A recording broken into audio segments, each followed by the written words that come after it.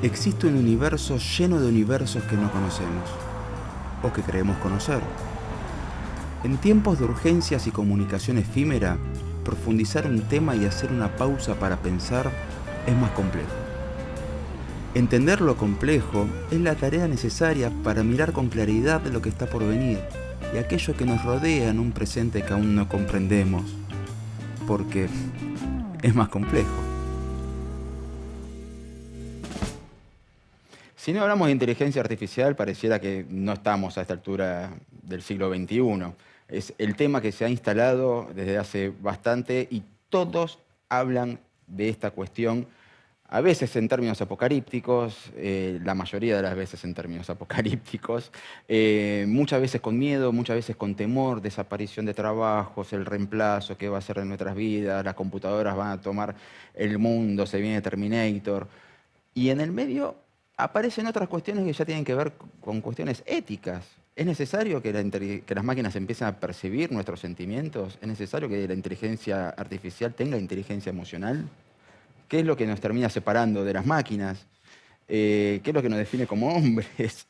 Para terminar charlando, para terminar de resolver estas cuestiones o empezar a hablar de estas cuestiones, es que hoy contamos con la presencia de Joan Zweig, a quien ya le doy la bienvenida. Buenas noches, Joan, ¿cómo estás? Buenas noches, gracias por la invitación. Un lujo. Por favor. Primero quiero que me expliques básicamente, no de qué hablamos cuando hablamos de inteligencia artificial, sino hoy, con el tema ya instalado. ¿Qué esperamos de la inteligencia artificial? Yo creo que hay un exceso de confianza sobre la tecnología y pareciese que el mundo se divide entre los que algunos llaman los solucionistas tecnológicos, aquellos que de alguna forma esa corriente de pensamiento o esa cuasi religión para muchos, que piensa que con la tecnología se puede resolver cualquier cosa, entonces ese entusiasmo exacerbado. Y por otro lado, la resistencia o el conservadurismo, estos de, che, ni me vengas ni a hablar de esa tecnología. Ya no me vengas ni a transformar los paradigmas más de lo transformamos.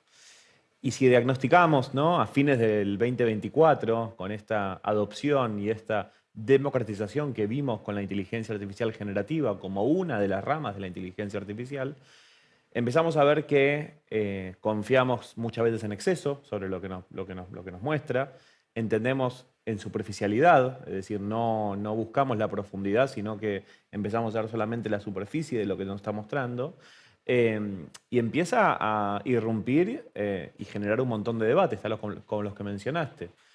¿Quién tiene que regularla? ¿Cuán autónomas deberían ser? ¿Qué habilidades empezar a convivir para adoptar de una forma coherente, consciente, criteriosa y responsable las tecnologías que nos rodean? Y esto me hace acordar un poco a un libro que tiene más de 230 años de publicación, que se llama El aprendiz del brujo, de Goethe. El aprendiz del brujo es un cuento publicado en 1797, más de 200, casi 240 años, donde básicamente el cuento, para spoilearlo de una forma muy cortita, el aprendiz trabajaba en el taller de un brujo y estaba a cargo de hacer las tareas operativas. Entonces, hacer tareas operativas, manuales, reiterativas, como muchas de las que hacemos nosotros a diario. Ujú.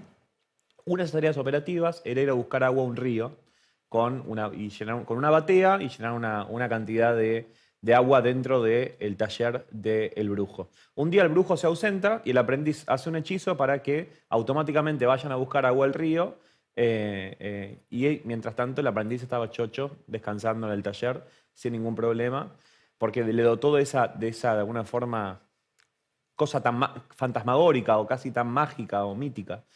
Y al principio estaba chocho porque resolvió esa tarea la tarea operativa de una forma muy sencilla. El problema fue que en un momento se empezó a inundar el taller y no podía detener el hechizo. Entonces, en un intento desesperado de detener el hechizo, empieza a cortar la herramienta que usó para ir a buscar agua en 5 en vez de en una. Entonces, ahora no Y se tenía una multiplican. sola herramienta, tenía 5 que venían y llenaban de alguna forma el taller de agua, generando una inundación. Hasta que llegó el brujo y dijo, che, bueno, que tenía un conocimiento mucho más profundo de cómo funcionaba la tecnología. Y eso nos da mucho para pensar con el uso de la inteligencia artificial que hoy en día estamos conviviendo y estamos transitando, ¿no? Estamos con tecnologías que son exponenciales, son tecnologías que crecen constantemente. Pareciese que todas las semanas tenemos una novedad tecnológica que nos va a cambiar abruptamente la vida cotidiana, pero ¿cuánto en profundidad la entendemos y cuán responsables somos de ese uso que le estamos dando?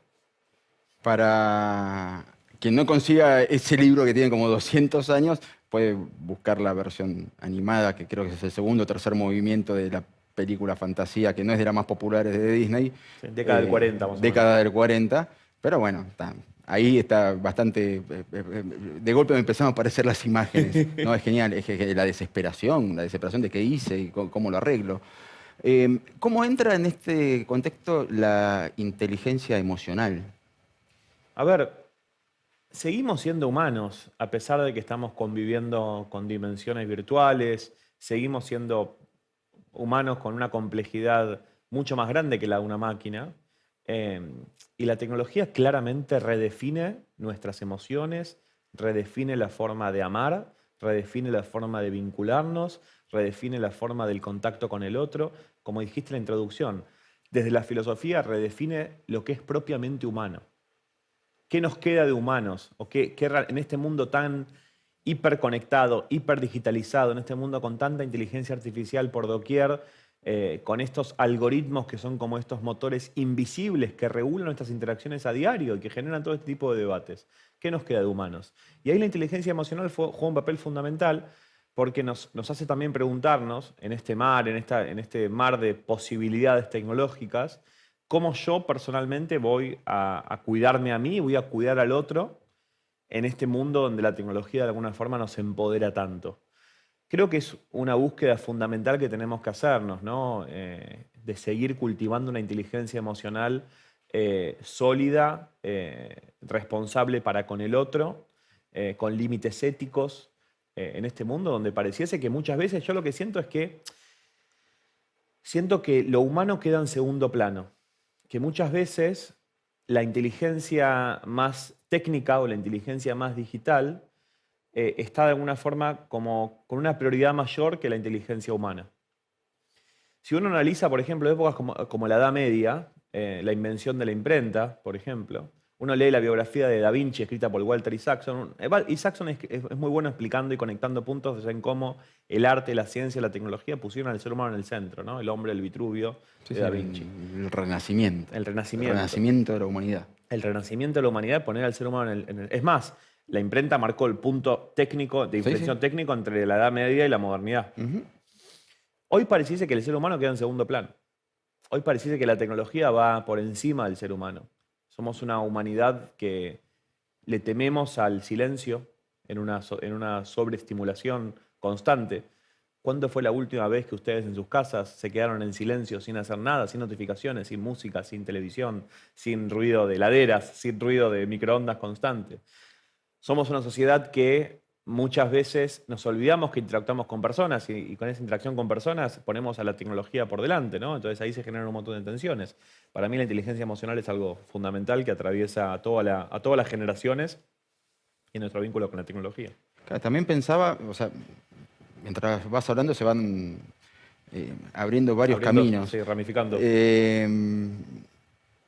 Pensaba, ¿no? Alguien que utiliza una herramienta para concertar una cita. Ahorra un montón de tiempo y un montón de energía emocional o de ansiedad de saber si le va a gustar, si no le va a gustar, si va a salir bien, si no va a salir bien, porque hay un algoritmo que te dice, mira, esto puede ser que te funcione. O sea, también hay algo que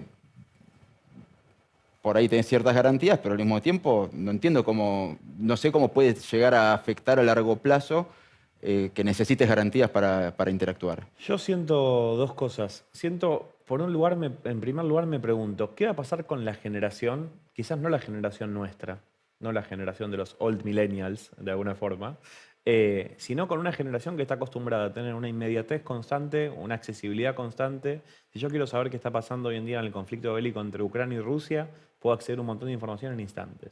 Si yo quiero escuchar una canción, ver un tráiler de una película, ver un tutorial para cómo arreglar algo en mi casa, tengo como una sensación de accesibilidad permanente y no hay espacio para el aburrimiento.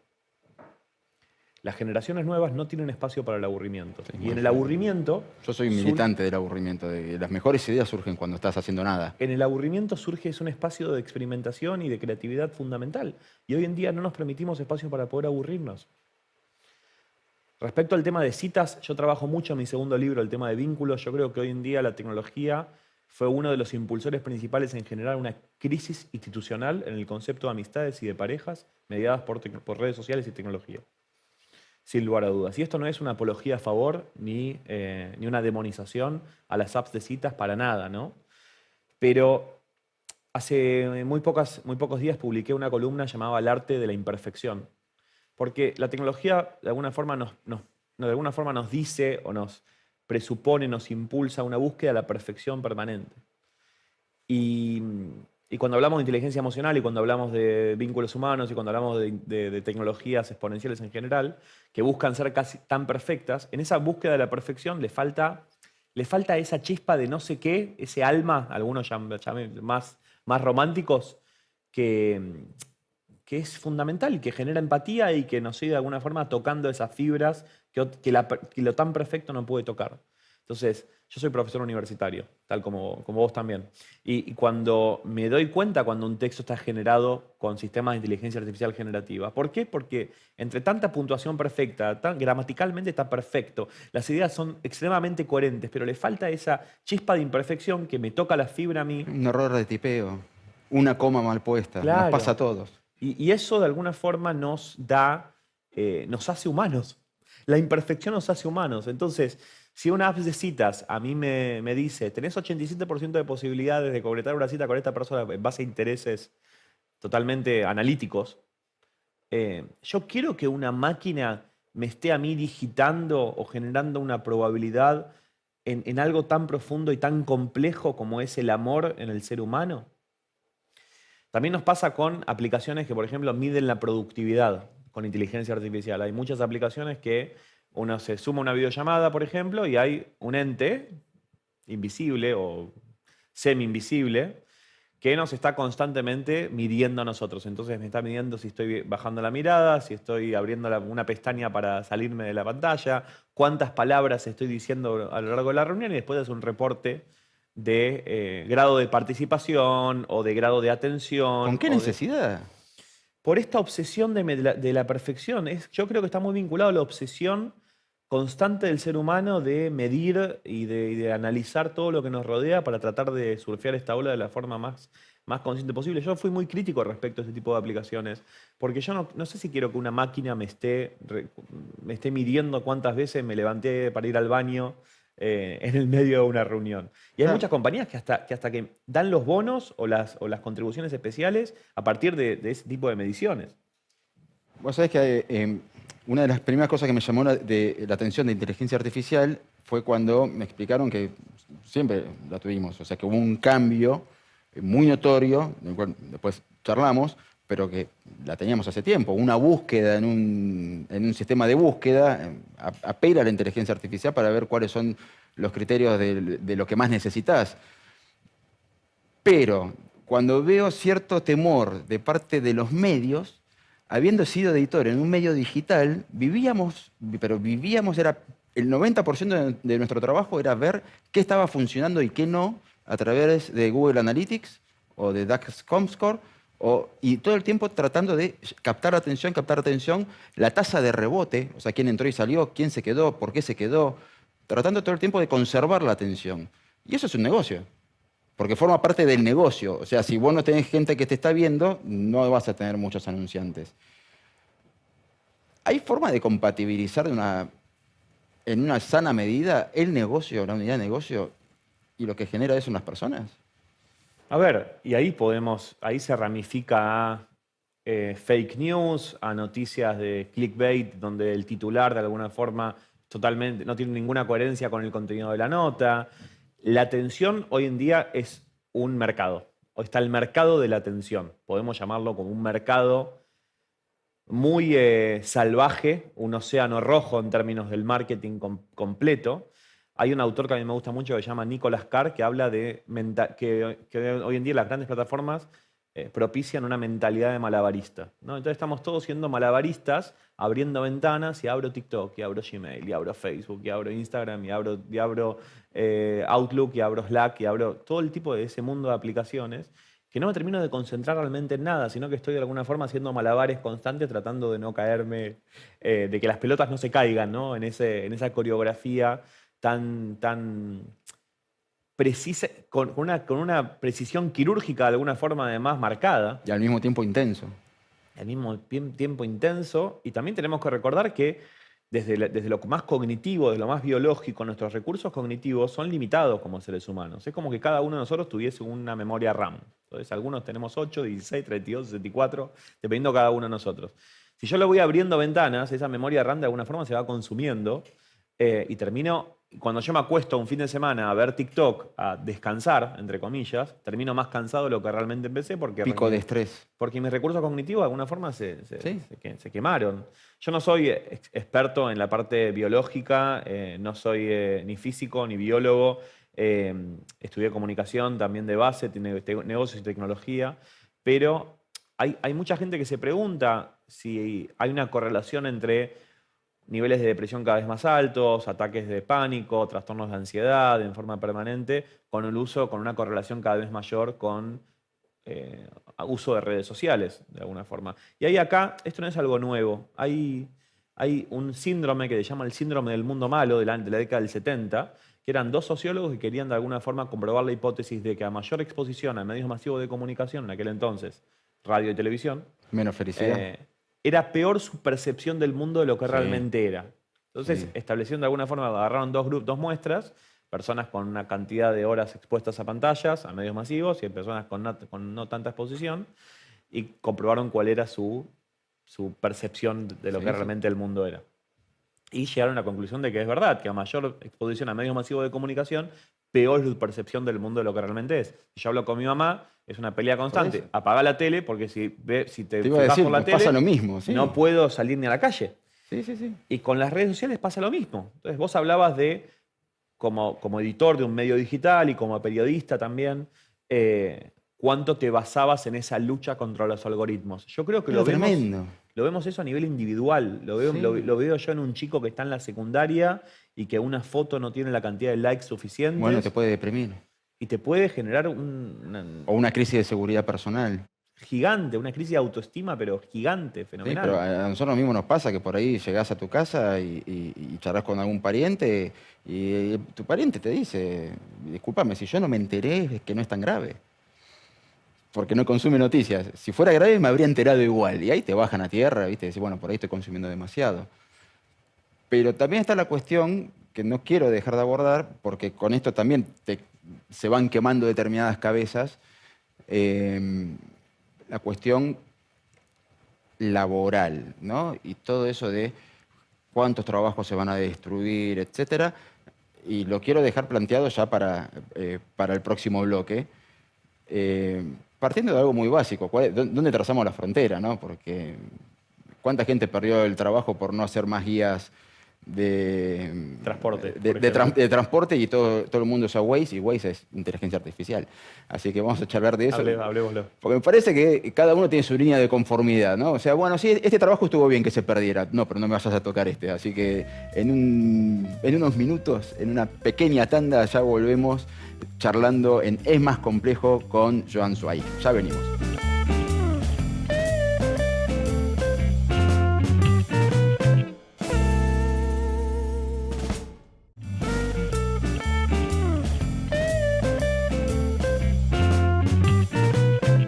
Si supieran las cosas que charlamos en el corte. Voy a leer una frase que calculo que probablemente recuerdes de algún lado, Joan.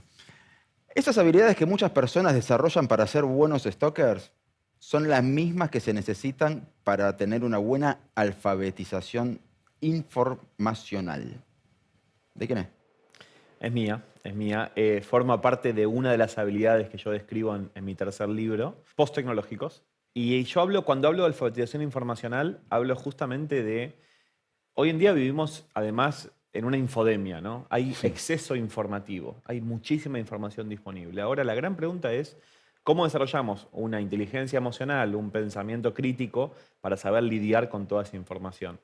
Yo hago un poco el chiste o la provocación con el tema de los stalkers, porque hoy en día no es que nos enseñen en las escuelas o en las universidades cómo buscar ese tipo de información o cómo conectar los puntos para, para ser pequeños como detectives, ¿no?, de la información. Sí.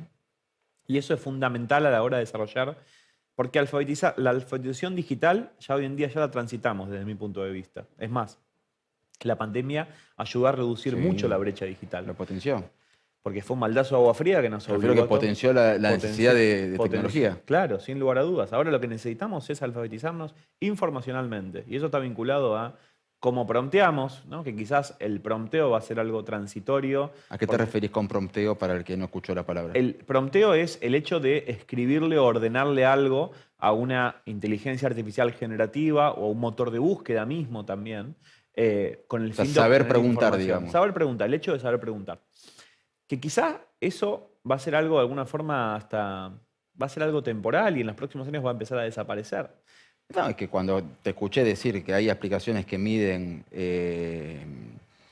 la interacción de una persona a través de una llamada para ver si fue productiva o no, o sea, si te están midiendo las emociones, básicamente. O sea, no... Sí, es una, a ver, todo eso está lleno de sesgos, está lleno también, está creado por humanos y eso y de alguna forma en esa programación humana hay cosas también de sesgos humanos en ese sentido. ¿Pero se puede medir las emociones de una persona? Se puede medir en variables más analíticas también, y nada de eso es fiable al 100% de alguna forma. Pero sí, hay mecanismos que hoy en día me permiten saber a partir de una cantidad de variables muy grandes, poder empezar a medir ese tipo de emociones. Yo soy el dueño de una empresa, quiero saber si mis empleados están felices, contentos o están a punto de volar todo por los aires. Bueno, hoy en día hay por ejemplo, asistentes. ¿No es invasivo? Bueno, ahí entran otras preguntas. Ahí entran otras preguntas. Pero hay, por ejemplo, asistentes que tratan de medir la emocionalidad de los empleados en forma permanente. Entonces, cuando una persona tiene un Permanente. permanente. Entonces, cuando una persona, ¿eso qué significa? Te están leyendo los mails, te están leyendo las conversaciones que vos tengas en las plataformas internas de mensajería, te están leyendo. Y esto está públicamente expuesto, no es que es algo que opera de alguna forma con un trasfondo. Es decir, el empleado tiene que aceptar esos términos y condiciones para que pueda operar esto. Cuando tiene un problema un colaborador en una compañía, en vez de hablar con recursos humanos, habla con este asistente de inteligencia artificial y lo que puede hacer es generar un scoring o un centro de comando para entender también si se están produciendo conflictos. Pero no hay una persona humana atrás. Y lo más interesante es que predice lo que puede llegar a pasar. Porque otra vez no es que solamente queda en el diagnóstico, sino que predice. Y eso está pasando. Eso está pasando hoy en día. Hay hasta compañías argentinas que se dedican a hacer eso hoy, en el 2024. Y esta habilidad de predicción, el ser humano siempre tuvo como una obsesión de predecir el futuro. Sí. Desde siempre. De modificar el pasado y predecir el futuro. De modificar el pasado, o viajar al pasado y de modificar el futuro de alguna forma. Y esto pasa hoy en día y hay compañías argentinas que lo desarrollan. Y esto de lo predictivo es muy interesante. Esto de qué va a llegar a pasar, y ni hablar cuando entra la computación cuántica en juego, ¿no? Donde hoy en día las variables empiezan a multiplicar cada vez más. Porque recordemos, ¿no? Los sistemas de lo que se llama técnicamente Large Language Models o modelos grandes de lenguaje, al estilo ChatGPT, como todo el resto que hoy en día existen, son modelos que están llenos de sesgos. Y surgen ahí un montón de debates. Uno de los debates es si las redes deberían decir si algo está generado con inteligencia artificial o no, por ejemplo. Sí, que hoy en como día está Instagram. pasando, como en Instagram, que está pasando hoy en día. En un futuro quizá, hoy en día se habla del concepto de sesgo pago. ¿Qué significa eso? Significa yo hoy en día estoy en la Ciudad Autónoma de Buenos Aires, en el barrio de Almagro, y le voy a preguntar a un modelo de lenguaje cuál es la mejor cafetería. Entonces, Google te aclara que está patrocinado. la inteligencia artificial no te aclara hoy en día eso. Entonces, ¿qué va a pasar? Me va a aclarar y me va a decir, según tu localización, según tus gustos, según tus preferencias gastronómicas, te recomiendo visitar este lugar. Este sesgo está pago, lo que llama sesgos pagos. Son como preguntas que hoy en día nos empezamos a hacer, ni hablar del tema de propiedad intelectual, ¿no? Hoy en día hay hay enormes medios de comunicación de escala global Sí, bueno, que eso están ya es, vendiendo sus archivos pero ya es una guerra perdida igual. de los Los últimos... fotógrafos, pobrecitos, no fueron los primeros caídos en combate fueron los fotógrafos. Todo el mundo utiliza imágenes que tienen derechos y fuiste. Y es muy Pero difícil de controlar, es muy difícil igual de hay ejecutar. algo que me quedó cuando mencionaste lo del café. ¿Cuál es el mejor café? Si vos le preguntás a una persona, te va a decir cuál es el mejor café para él, Para él, por supuesto. en base a sus gustos. A su Entonces, experiencia, a su... vuelvo a lo mismo. Es una cuestión de qué datos utiliza tuyos para la predicción de qué café te va a gustar. ¿Un café en el que la pasaste bien o en base a tus gustos de café? Porque si es un café en el que la pasás bien, estás midiendo tus emociones. Sin lugar a dudas. Entonces, lo que yo siento es que estamos viviendo una hiperpersonalización también producto de la inteligencia artificial, de que hoy en día lo que tienen es que tiene memoria. Entonces, ChatGPT hoy en día se acuerda de mí, sabe quién soy. No tengo que explicarle que yo soy Joan Zweig, que tengo 34 años, que mis amigos son estos, que mi familia está compuesta por esta cantidad de Sí, es integrantes. como mi madre cuando se enoja, se acuerda Ya absolutamente cosas se que yo no acuerda recuerdo. todo. Y a partir de que se acuerde todo, esa memoria, porque hoy en día una de las grandes barreras que teníamos era la contextualización. Era la contextualización de las preguntas que le hacemos. Y hoy en día está logrando una contextualización cada vez mayor. Si vos me preguntabas, che, Joan, hace 3 años, yo te iba a responder, la gran barrera que hay hoy en día es que hay la contextualización. Porque una cosa es que yo le pregunte, Joan, que le pregunte sobre, no sé, generarme un ensayo sobre la deuda argentina de la década del 2000, y otra cosa es que una persona que trabaja en el Ministerio de Economía le pregunte generarme un ensayo de la deuda argentina de la década del 2000. Debería darnos resultados distintos, o con intenciones distintas, o con propósitos distintos. Entonces, la contextualización, perdón, se está logrando en ese sentido. Y eso es algo que desafía mucho a la inteligencia emocional.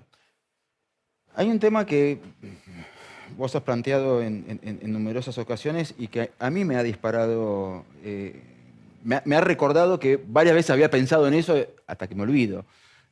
Y caigo en esa definición, el sedentarismo cognitivo. Creo que todos recordamos el número de teléfono de la casa en la que vivíamos cuando éramos chicos, el de la casa de nuestros abuelos, aunque ya no estén ahí. Al menos lo que tenemos más de 30. Sí, algún número de celular de nuestros padres, los recordamos, pero no logramos recordar ninguno de los nuevos. ¿Por qué? Porque tenés la agenda de contactos. Empezamos a olvidar fechas de cumpleaños porque tenemos la agenda que nos lo recuerda. Empezamos a olvidar cómo llegar a un lugar porque tenés Waze. Pero si ese lugar se ocupara con conocimiento, bueno, te lo tomo. Bueno, como vos hablabas de la memoria RAM, bueno, ocupamos esto, pero entra otra información. Pero no creo que pase así El necesariamente. tema es cómo lo llenamos. El otro día te cuento una anécdota personal. Estaba yendo con un amigo, también politólogo, Augusto Salvato, también gran referente en estos temas, y estábamos viajando a Rosario para la Feria del Libro. Y estábamos viendo en el Waze cuántos minutos le estábamos ganando al Waze. Entonces, ¿vieron que Sí, a veces, genial. sí, le estoy ganando 6 minutos, 7 minutos, 8 minutos? Pero igual siempre gana Waze. Ahora, la gran pregunta que le hago es, ¿y en qué ocupamos esos 6 minutos que le estamos ganando? Es lo que me estás diciendo vos, lo que estás planteando. Entonces, el sedentarismo cognitivo es como si tuviésemos un helado gigante. Tenemos un helado gigante, pero no sabemos por dónde empezar. Y estamos recontra cómodos porque sabemos que hay helado. Entonces, el helado nunca se va a terminar, pero no sabemos bien por dónde empezar. Con la tecnología tenemos un empoderamiento tan grande, o sentimos que tenemos un empoderamiento tan grande, que nos convertimos en más sedentarios, nos convertimos en más vagos. Y ahí lo que termina pasando es que se diluye el compromiso, por ejemplo. Si lo trasladamos al entorno de las citas, hoy en día, ¿por qué yo me voy a comprometer con una persona si siento que tengo la posibilidad de conocer a 10.000 con solamente deslizar el dedo? O saliste con una que te daba 88% y 2 días después te aparece Si alguien que tengo te da una 91. 91. Entonces, che, ¿por qué? No voy a ocuparme de 88 si hay una de 91. Entonces, eso es de alguna forma es como lo que algunos llaman el inventario humano ilimitado, ¿no? Sentimos que tenemos un inventario humano ilimitado, entonces frente al mínimo roce, frente al mínimo descontento, descarto, muy fácil, no hay compromiso. Si no es perfecto todo como yo quiero, no hay margen no hay tolerancia al fracaso. Lo mismo pasa con el estudio. Entonces salta un curso, y no es por demonizar, pero saltan cursos de en 3 meses conseguí trabajo, ganá sueldos estrafalarios y olvídate de estudiar nunca más. No es así la vida. Las cosas en la vida llevan tiempo. Para que vos conozcas un mejor amigo, para que vos tengas una buena pareja, para que vos seas un buen profesional, tengas una buena reputación, son cosas que llevan tiempo. Y sentimos, en esta ansiedad constante que nos da la tecnología, sentimos que eso lo queremos acortar a la mayor medida posible. Entonces, es muy difícil lograr el equilibrio en este mundo donde la tecnología nos empodera tanto, donde no hay no hay una cultura a la tolerancia.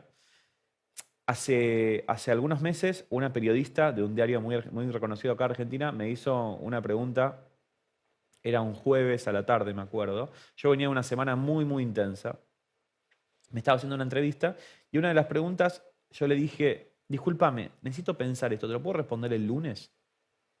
Y se quedó como, necesito procesarlo, no puedo. Y hay como una especie de, somos una sociedad que estamos obsesionados por los mensajes y no por el canal. Entonces, che, quiero aumentar todo por 2, por 5, por 10 para lograr hacer check y listo. Es un poco, y eso lo podemos traspolar a un montón de ámbitos. No, es que el modelo de negocios de los medios de comunicación se empieza a complicar. O sea, hoy ningún periodista puede tener un solo trabajo. Entonces, si tengo que salir de esta entrevista para llegar corriendo a otro lado y hacer otra cosa, etcétera, etcétera, está bien, este programa se dedica a 1 hora de conversación profundidad. y para mí es un placer. Pero si no, es muy difícil raspar más de 2 centímetros, porque necesitas que todo salga ya. Y que haya mucho estímulo y que los primeros... A ver, hay algo que pasa hoy en día en las redes que, por ejemplo, los remates de los chistes se hacen en los primeros 3 segundos. La idea del chiste es justamente que el remate esté al final para que vos tengas el proceso del chiste. Es un clímax. Es un clímax, claro. Hoy en día como que eso trata de acotar lo máximo posible. Sí, sí. Y ¿Cuántos segundos tengo de tu atención? Cada vez menos. Claro. Y lo mismo pasa con la tolerancia nuestra. Digo, ¿cuántas veces podemos estar... ¿Por qué nos cuesta ver tanto una película o ver un programa como este? Que la verdad que si nos están viendo hace 40 minutos, la verdad que es un privilegio gigante, porque están dándose ustedes espacio. Ya es un acto de resistencia. Ya hoy en día podríamos decir que el hecho de detenerse a pensar y reflexionar es un acto hasta contraalgorítmico, contra tecnológico, contracultural lo llamaría yo. Ahora, si yo te digo que son planteos nostálgicos, ¿hay un argumento de defensa de tu parte que diga, mira, está todo bien, pero hay determinadas cosas que no deberíamos haber cambiado? A ver, creo que la nostalgia juega ahí un papel importante. No te la voy a eliminar por completo, ni remover por completo. Pero creo que si uno analiza en términos completamente empíricos, en términos completamente racionales, la generación del conocimiento hoy en día se da en entornos de profundidad. La creación de conocimiento se da en entornos de profundidad. Experiencias personales, las cosas más importantes de mi vida son cosas que llevaron tiempo, no son cosas que se crearon en un reel ni en un video de YouTube. Que no estoy demonizando para nada, y si ustedes me siguen en las redes también van a ver que todos caemos de alguna forma en eso. Obvio. Porque estamos viviendo en un mundo hipercapitalista, estamos viviendo en un mundo donde... si no producís, te caes. Hay un sociólogo italiano que se llama Alessandro Barraco que habla tiene un libro que se llama The Game, el juego. Y habla un poco de este juego donde el capitalismo se empieza a reformular, donde las figuras del poder se empiezan a reformular. Y todos en alguna forma formamos parte de este juego. Entonces, tampoco uno puede revelarse absolutamente. Muchas veces me preguntan mis amigos, ¿pero por qué escribís libros? El hecho de escribir un libro hoy en día es lo más contra-algorítmico que existe. El libro es el instrumento de transmisión de cultura que perduró en toda la historia de la humanidad. No en toda la historia de la humanidad, sí, podríamos decir apareció que... la escritura. De que alguien decidió juntar 2 o 3 hojas para conservarlo. Entonces, hoy en día eso es lo más contraalgorítmico que puede... Es más, el hecho también de detenerse a leer un libro. ¿Sí? Es lo mismo. Entonces, te tomo lo de la nostalgia. Creo que todos de alguna forma luchamos por una nostalgia o por un tiempo idealizado, ¿no? Si vemos, por ejemplo, el amor, en el siglo XIX, el amor estaba muy vinculado al hecho de sufrir, al hecho de entregar todo, al hecho de, che, yo me voy a morir, si es necesario me voy a morir por vos. En el siglo XX, el amor estaba muy vinculado a los ideales perfectos, ¿no? De la pareja por toda la vida, a la pareja por felices por siempre, ¿no? Hasta que la muerte nos separe, de alguna forma, muy vinculado a esa época. Y en el siglo XXI, por todo esto que estamos conversando, pareciese que la figura del amor se transforma en múltiples significados, en un amor que se va transformando y que va teniendo un dinamismo muy, muy distinto, producto también de la tecnología, en un amor donde es muy difícil poder generar lazos sólidos. Y eso se lo podemos traspolar a un montón de ámbitos de la vida cotidiana. Al poder, a la política, lo podemos traspolar a la economía, lo podemos traspolar a la educación, lo podemos traspolar al trabajo también. Entonces creo que, otra vez, hay muchos elementos de esto que son elementos más filosóficos, más sociológicos, más culturales. Ahora, ¿la inteligencia emocional puede medir el amor? Y hoy en día un poco se está de alguna forma midiendo. Hoy en día hay una medida. Si uno empieza a analizar cómo funcionan las aplicaciones citas casuales, no son lo que se llaman técnicamente algoritmos de macheo, matching algorithms. No es algo muy ameno para poder contar, pero básicamente lo que están haciendo es establecer un scoring de la persona, físico, un scoring físico, que el scoring también es un scoring de toda su identidad digital, porque no solamente es la identidad física, sino también la identidad digital, que cobra cada vez una importancia mayor. Y lo que hace es colocarnos al grupo A con el grupo A, al grupo B con el grupo B, al grupo C con el grupo C. Y eso lo que presupone es que no hay más lugar a la sorpresa, no hay más lugar al encuentro inesperado, que otra vez me puede decir, Joan, pero eso es nostálgico. Puede ser, puede ser. Yo no tengo nada contra la nostalgia. Puede Escucho música en soportes físicos, así que no... Y acá me parece que otra vez, y yendo a esta pregunta que vos en un momento me comentaste, me dijiste, ¿y cómo le hacemos frente a esto? Y cada uno va a encontrar lo que no va a ceder.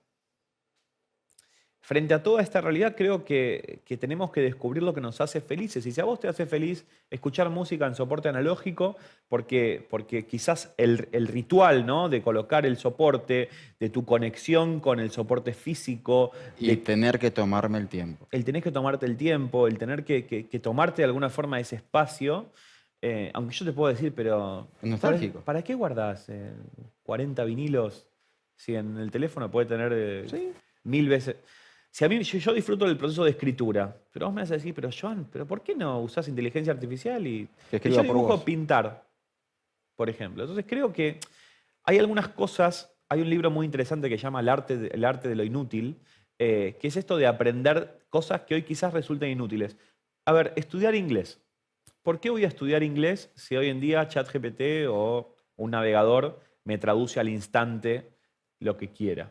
Porque aumenta tus posibilidades de macheo con gente de otros países. No sé, pero... No, pero también te da una forma de pensar las cosas de una forma distinta. Entonces, Sí. hay algunas cosas que por más de que sean inútiles, o aparenten de alguna forma como cosas inútiles, Moldea tu cerebro. moldea tu cerebro de una forma maravillosa. En este mundo donde estamos tan acostumbrados a lo fugaz, a lo instantáneo, ¿no? Y además eso resulta en prácticas sociales que vivimos todos, ¿no? Te comentaba antes, ¿por qué nos cuesta ver tanto una película o un programa de televisión durante 1 hora? Sí. Porque esto lleva un proceso, lleva un tiempo de reflexión, lleva un tiempo de conexión de nosotros, con ustedes, con los que nos están viendo. Y yo puedo ver en 1 minuto si la chica que me gusta me puso like en Instagram, ¿sí? Ver 3 videos de gatos cayéndose, ver si me contestaron un mail de trabajo importante y ver cuántos likes tuvo la foto, todo eso en 30 segundos. Entonces, estoy compitiendo, ahí volvemos al tema de la atención como mercado. La atención como mercado y una humanidad que está ahí en el medio tratando de surfear esta ola de la mejor forma posible. Bueno, hoy vamos a tener un programa ómnibus, vamos a cerrar a las 6 de la mañana, porque la cantidad de cosas que tenemos para charlar y lo interesante que está esta conversación con Joan da para largo. Vamos a un pequeño corte y ya venimos.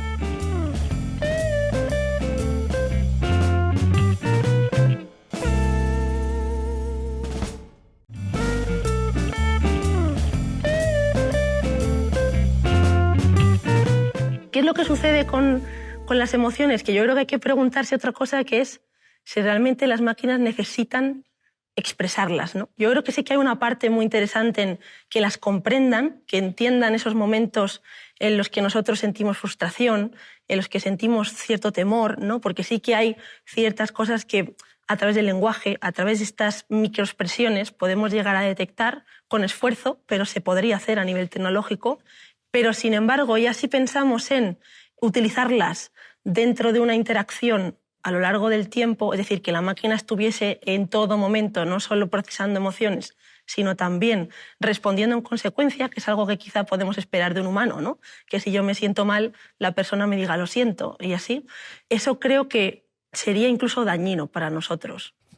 Interesante concepto. Yo no sé si vos coincidís o no sobre si sería dañino o no. Automáticamente recuerdo que vos hablabas de un sistema de scoring. Pienso que en China el Estado controla el scoring. No sé si vos consideras que es dañino que las máquinas lleguen a ese nivel. Yo me pregunto si esto es producto también a una falta a un exceso de confianza, que es lo que hablamos al principio del programa, y a una falta de regulación gigante que tiene la tecnología. Y también lo asocio mucho al temor del ser humano al contacto con el otro.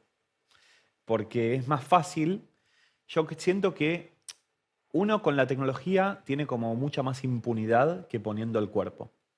Es mucho más fácil preguntarle a ChatGPT alguna pregunta más profunda que sentarme con un amigo o mi papá o mi mamá y preguntárselo cara a cara. Porque cuando uno pone el cuerpo en escena, la cosa cambia. Entonces, a partir del video, estaba pensando un poco eso. Y estaba pensando porque hoy en día hay personas que usan ChatGPT como psicólogo. Y pasa mucho más de lo que creemos. Hay algunos informes de uso y de utilización de que hoy en día se usan para muchas, no solamente para cosas tan triviales, sino para cosas muy profundas del ser humano. Ahora, ¿cuánto valor yo le doy a esa información y cuánto suprimo con el contacto con el otro por esto de esta capacidad de las máquinas de expresar emociones, si me comprende tanto? Seguimos siendo animales sociales. Seguimos siendo animales que dependen del contacto con el otro para la supervivencia, para generar también un sentido de pertenencia, para poder generar una autoestima. ¿Y no hay una simulación de libertad que tengamos frente al algoritmo? O sea, no, yo lo elegí esto libremente. ¿Fuiste vos o fue el algoritmo que te conoce mejor que vos? Yo siento que hoy en día el concepto de libertad, que es algo que estamos todos buscando, cito a Calamaro, Sí. ¿Somos realmente libres usando, me repregunto también, ¿somos realmente libres cuando nuestras decisiones están siendo dictaminadas por algoritmos que funcionan como motores invisibles que no terminamos de comprender? Y acá surge el debate de transparencia algorítmica. Quizás el algoritmo que más transparencia tiene es el de Spotify, donde el fin de año nos muestra, bueno, vos escuchaste esta cantidad de música. YouTube también tiene, si uno entra muy a la profundidad de YouTube... Te lo hace hasta por mes y temporada. Cerró el invierno. No lo hace tan abierto, pero te muestra YouTube. A mí me puso una vez, tuviste un invierno triste. Tuviste un invierno triste. Ya lo sabía. Entonces, esto de la transparencia algorítmica, porque no entendemos muy bien cómo funciona. No, yo no caso una. Por algo estás acá. Sí, pero no sabemos muy bien. Ni siquiera los que trabajamos con algoritmos en forma permanente y los que investigamos el tema, los que damos clases, hay una especie de falta de transparencia algorítmica cuando una máquina me expresa o me interpreta una teórica emoción, ¿con qué sesgo se está trabajando? ¿Qué sesgo está aplicando en esa evaluación de mi emocionalidad y en esa expresividad que me está diciendo? Porque estamos todos llenos de sesgos. Ahora, vos dijiste antes que hacer predicciones es complicado, pero que es el deseo humano. Si yo te mezclo que un día cambió el sistema de DNIs y en vez de llevar nuestra fotito empezamos a tener fotos digitalizadas en una base de datos. Y después te sumo reconocimiento biométrico y te sumo las cámaras de seguridad. ¿Tenés que sentirte tranquilo o tenés que sentirte preocupado con la inteligencia artificial en el medio?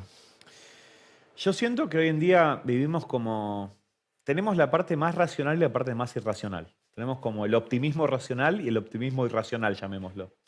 Racionalmente te voy a decir, pero Nico, esto nos beneficia a nosotros un montón, nos ahorra tiempo, nos hace de alguna forma más eficientes, nos ahorra recursos, nos en lo vinculado a procesos. Después en mi optimismo irracional, no sé cuánto me va a gustar eso. Entonces siento que pasa un poco eso, ¿no? Pasa un poco esas... Humberto Eco diría apocalípticos integrados en la década del 70. Pasa un poco eso que nos dividimos. Y te hablo de mismo los que trabajamos con esto a diario, los que lo investigamos.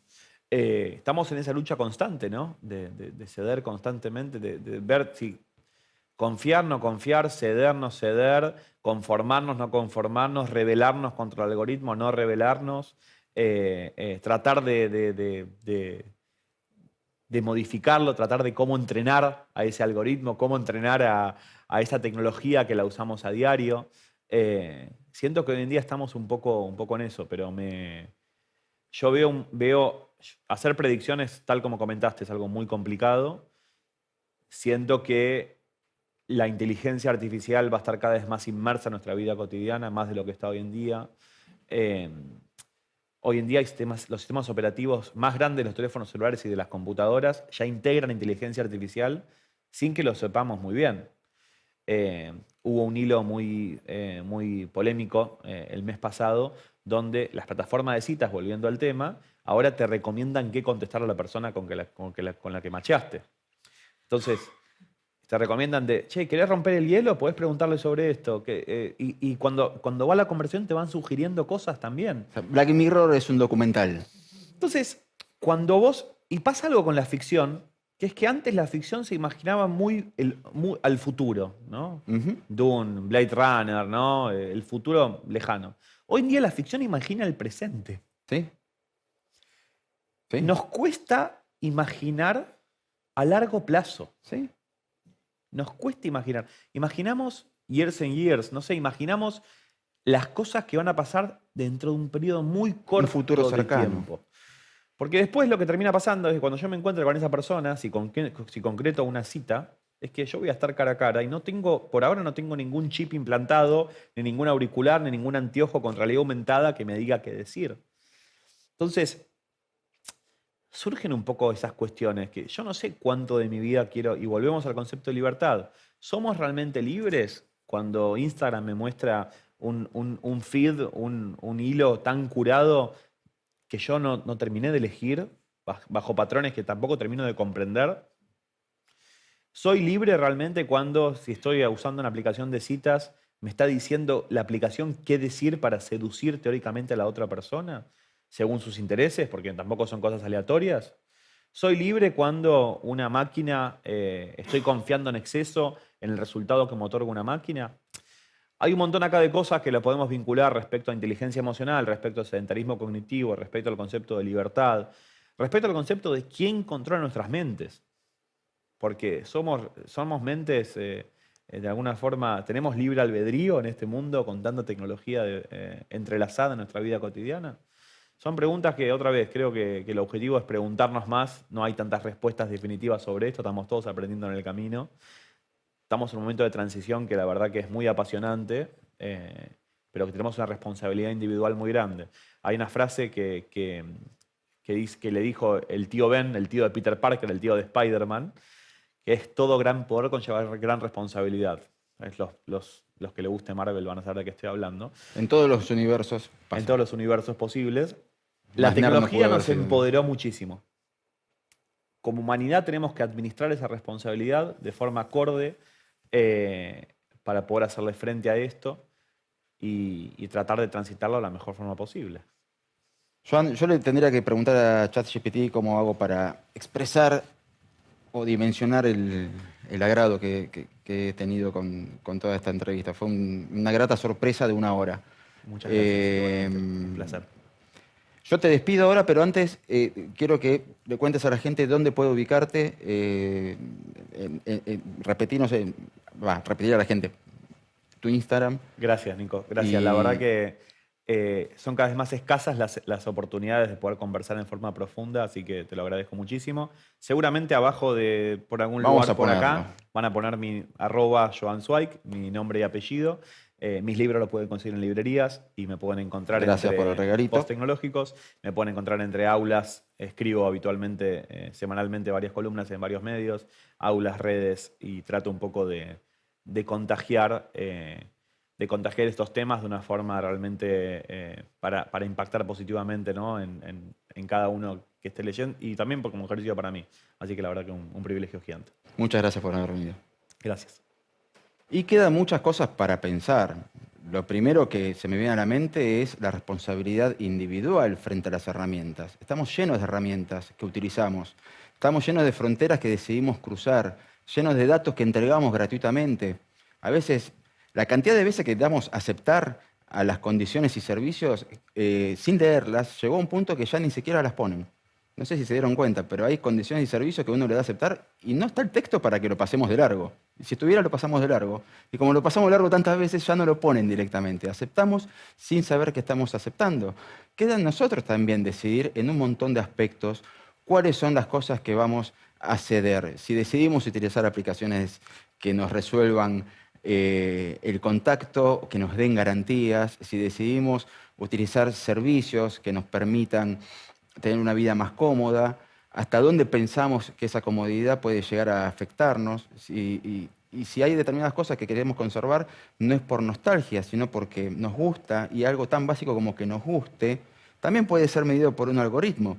¿Qué hacemos con las empresas que utilizan algoritmos e inteligencia artificial para medir productividad, para medir emociones, para medir cómo se comportan sus empleados en tiempo real permanentemente? ¿Qué hacemos con las empresas que prestan esos servicios? ¿Está bien prestar esos servicios? ¿Está bien invadir de esa forma? ¿Está bien que una persona tenga que aceptar esas condiciones para poder acceder a ese empleo? Lo último que me queda por agregar es, porque Joan habló de que antiguamente la ciencia ficción imaginaba el futuro y hoy es el instante o el futuro inmediato. Hace más de 60 años distintos autores imaginaban la inteligencia artificial, se adelantaron con la inteligencia artificial propiamente dicho.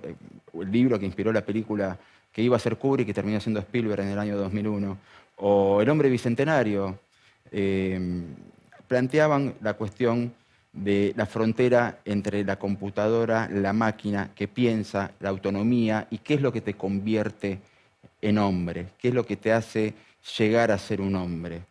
¿Podremos terminar tomando un cafecito con una máquina que decida por nosotros qué es lo que más nos gusta a nosotros? No lo sabemos, pero quedan las preguntas planteadas. Yo los espero en la próxima, en esto que hemos dado en llamar Es más complejo, hoy más complejo que nunca.